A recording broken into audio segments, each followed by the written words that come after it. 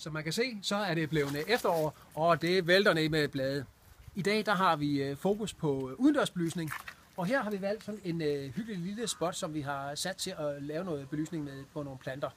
Vi skal lige herop en gang, for så kan vi se, hvordan at den virker heroppe på enden af trappen her. Og her der kan man se, at den ligger her lige så fint her og belyser ind på de her smukke farver, der er her om efteråret. En er, at det er efterårsfarver nu, men om vinteren, når der ligger sådan en hel dyne af sne, så er det bare super hyggeligt at se på. Nu skal vi herover og se på en anden spot, vi har sat op. Her har vi også valgt en spot fra SG-armaturen.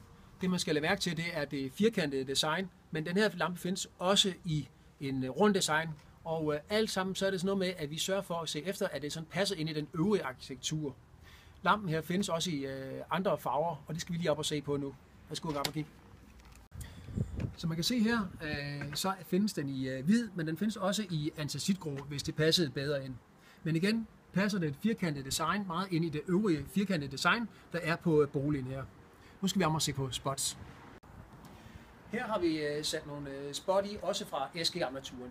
Det man skal lægge mærke til her, det er, at til trods for, at der er et meget stejlt udhæng, jamen, så kan spottene kippe så meget ned, at det alligevel giver en lodret og rigtig fin belysning. Det er nemlig super godt. Jeg hedder Lars Kravlund. Jeg er elinstallatør ved Anne Robel. Har du brug for et belysningsforslag hjemme ved dig, så ringer du bare til mig.